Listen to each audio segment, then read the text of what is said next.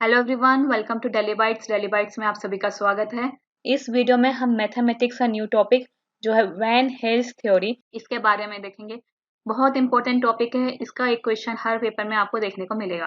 CTET के according जो paper 1 paper 2 का सिलेबस दिया गया है, स्पेशली पैडागोजी का, ये सारा कवर कर लिया गया है। इसे देखने के लिए आप हमारी चैनल की प्लेलिस्ट सीटेट मैथ्स पैडागोजी में जा सकते हैं, जहाँ आपको ये सारी वीडियो सीक्वेंस में मिलेगी। आप उन वीडियोस को देखकर सीटेट की प्रिपरेशन कर सकते हैं। अब हम आते हैं मेन कंसेप्ट पे, जो है Van Hiele theory. Van Hiele theory के बारे में हम देख लेते हैं कि ये किसने दी थी। ये थ्योरी 1957 में रीना वैन हिल और उनके हस्बैंड पियर वैन हिल के द्वारा दी गई थी। ये इन्होंने नीदरलैंड के एक ऑफिस में इस थ्योरी को डिजाइन किया था, जिसमें उन्होंने बताया था कि किस तरीके से बच्चे ज्योमेट्री लर्न करते हैं। Van Hiele theory describes how children learn geometry. इसके 4 नाम दिए गए हैं। मतलब पेपर में इन चारों नाम में से यूज करते हुए कोई भी नाम आ सकता है, बट इन सब का पर्पस एक ही है, क्योंकि ये सारी वैन हिल्स के द्वारा बनाई गई हैं, जिसमें ये बताते हैं कि बच्चा ज्योमेट्री किस तरीके से सीखता है। जैसे Van Hiele model, Van Hiele theory, Van Hiele level of geometric thought, Van Hiele hierarchy of spatial और विजुअल थिंकिंग।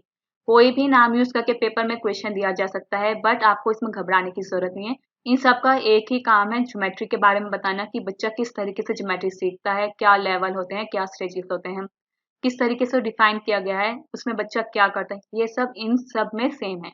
अब हम आते हैं इनकी स्टेजेस पे। वैन हिल्स के द्वारा जो थ्योरी दी गई है ज्योमेट्री के रिगार्डिंग, उनके क्या स्टेजेस हैं।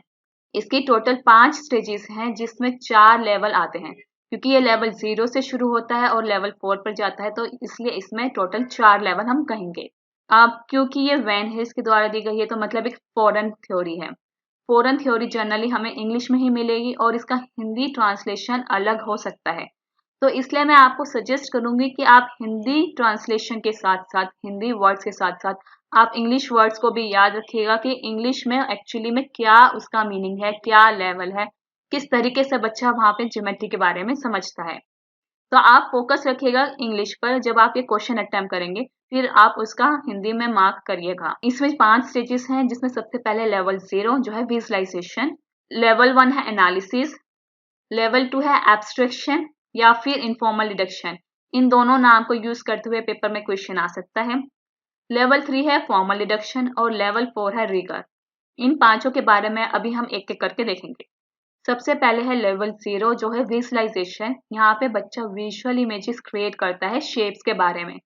यहाँ बच्चा किसी भी शेप को उसका जो प्रोटोटाइप होता है या कंक्रीट ऑब्जेक्ट होता है, उसके साथ कंपेयर करके सीखता है, आइडेंटिफाई करता है। यानी जब बच्चा ड्राइंग बना रहा होता है, मान लीजिए उसने सर्कल बनाया और आप उससे पूछते हैं कि उसने क्या बनाया, तो वो ये नहीं कहेगा कि मैंने सर्कल बनाया है। वो सर्कल से रिलेटेड जो भी ऑब्जेक्ट होगा, जो उसके मन में बैठा होगा, माइंड में सेट होगा, वो उसका नाम लेगा। अब वो कुछ भी हो सकता है। हो सकता है वो कहते कि मैंने बॉल बनाई है अपनी, हो सकता है वो कहते कि मैंने मून बनाया है, हो सकता है वो कहते कि सन बनाया है।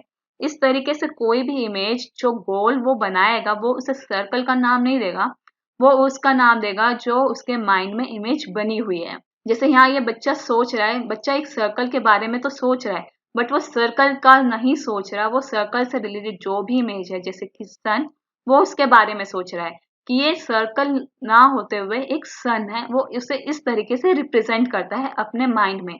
और जब वो उसे वर्बली प्रेजेंट करने लगता है, जब आप पूछते हैं, तो वो उस प्रोटोटाइप का या रियल ऑब्जेक्ट का नाम बताता है जो उसके माइंड में होता है। इसी तरीके से ट्रायंगल है।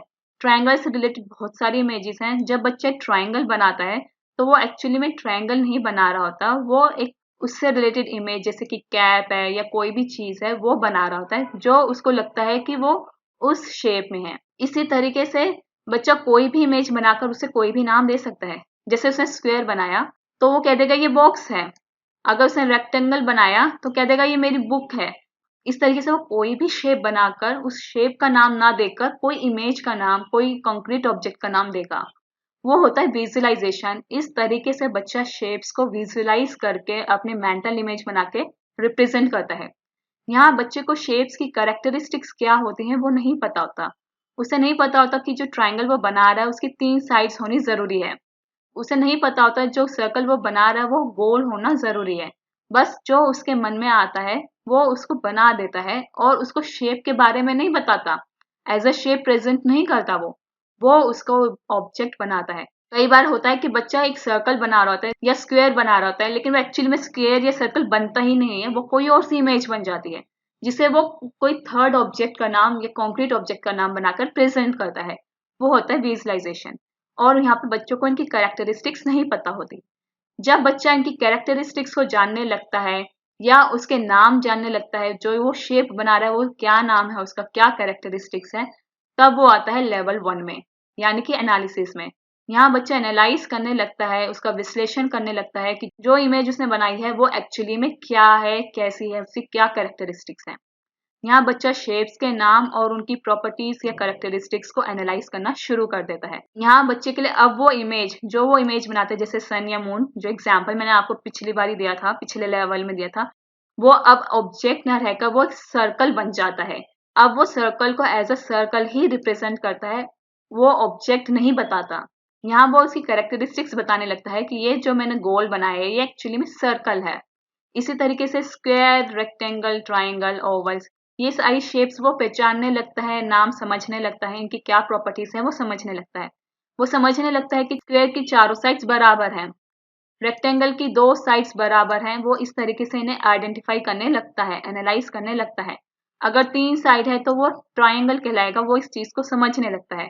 पर अभी भी वो उन शेप्स के बीच का रिलेशन नहीं समझ पाता। जैसे जो रिलेशन स्क्वायर और रेक्टेंगल के बीच में है वो नहीं समझ पाता, जो रिलेशन सर्कल और ओवल के बीच में है वो उसे नहीं समझ पाता। यहाँ पे अभी सिर्फ वो इन शेप्स को अलग अलग आइडेंटिफाई करता है, अलग अलग पहचानता है। स्क्वायर उसके लिए एक अलग शेप है, रेक्टेंगल एक अलग शेप है। जब वो इन रिलेशंस को पहचानने लगता है, जब वो ये समझने लगता है एक रेक्टेंगल भी स्क्वायर हो सकता है, तब वो आता है लेवल 2 में। लेवल 2 यानी कि एब्स्ट्रैक्ट और इनफॉर्मल डिडक्शन। यहाँ पे वो शेप्स के बारे में एक इनफॉर्मल डिडक्शन बनाने लगता है। यहाँ पे वो अब उन चीजों को जो वो मेंटल इमेज बनाता था, एक ऑब्जेक्ट देखकर बनाता था, उसे एक एब्स्ट्रैक्ट फॉर्म देना शुरू कर देता है। यहाँ वो समझने लगता है कि जो दो शेप्स हैं, अलग अलग शेप्स हैं, उनके बीच में क्या रिलेशन है।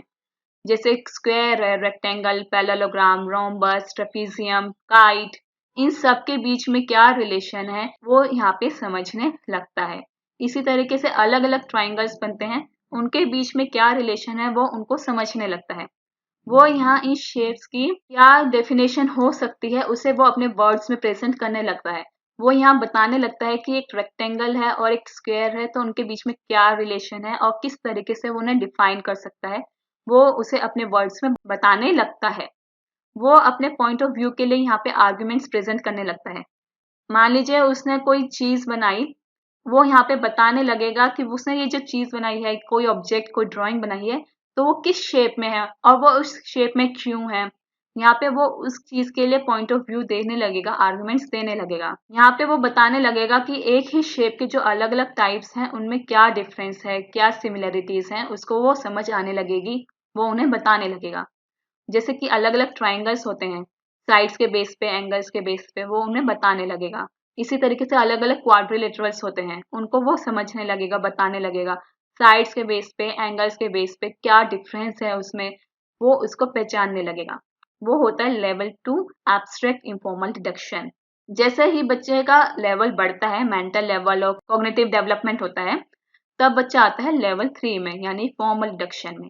यहाँ पे वो फॉर्मूलेस यूज करना सीख जाता है अलग अलग शेप्स के, जैसे कि एरिया का फॉर्मूला, वॉल्यूम का फॉर्मूला।